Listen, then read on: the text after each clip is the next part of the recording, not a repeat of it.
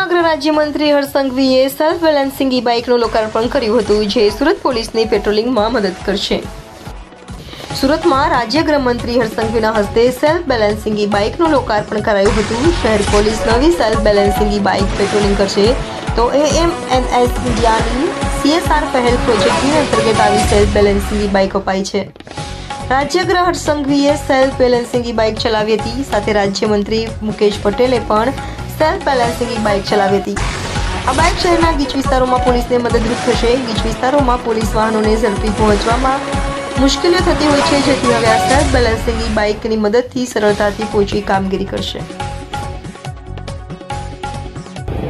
AMNSના CSR project માટે સુરત પોલીસે એક ટેકનોલોજી ઈ બાઇકિંગ કે પછી ઈ મોબિલિટીમાં એક ખૂબ જ મહત્વનો નિર્ણય લઈને AMNSના ગ્રીન પ્રોજેક્ટ અંતર્ગત ફિગો આ ઇલેક્ટ્રિક સેલ્ફ બેલેન્સિંગ બાઇકની જે વ્યવસ્થા કરવામાં આવી છે, આ આજના ટેકનોલોજીવાળા યુગમાં સ્માર્ટ પોલીસિંગ માટેનો એક ખૂબ જ મહત્વનો પગલું એ સુરત પોલીસ દ્વારા ભરવામાં આવ્યું છે અને ખૂબ સરસ 25 આ સેલ્ફ બેલેન્સિંગ બાઇક આપણે સુરત પોલીસે AMNSની મદદથી મેળવેલા છે.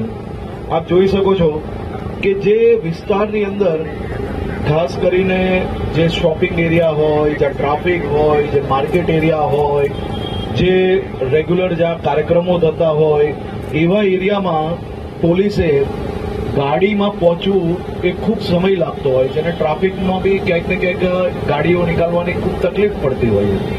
તો સ્માર્ટ પોલીસિંગનું એક સૌથી ઉત્તમ ઉદાહરણ આજે આપણે સૌની સમક્ષ છે કે ટેકનોલોજીનો ઉપયોગ કરવો, ઈ વ્હીકલ વધારે ઉપયોગ કરવો, એટલે કે ગ્રીન પ્રોજેક્ટમાં બી AMNS દ્વારા જે આ મદદ મળી છે આ ખૂબ મહત્વની છે. અને ખાસ કરીને હું AMNSની આખી ટીમને ખૂબ અભિનંદન અને આભાર માનું છું અને સુરત પોલીસને અભિનંદન આપું છું કે એક અદ્ભુત પ્રયાસ છે. આ જ પ્રકારે આપણે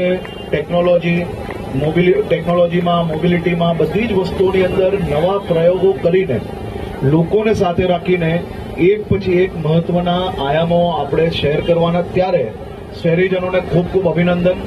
આપણી શહેરની સ્માર્ટ પોલીસને હવે માત્ર બોલેરો કે બાઇક કે પછી PCR વેન નહીં, પરંતુ આ સ્માર્ટ સેલ્ફ બેલેન્સિંગ બાઇકમાં બી સુરત શહેર પોલીસને આપ સૌ લોકો જોઈ શકશો. આભાર.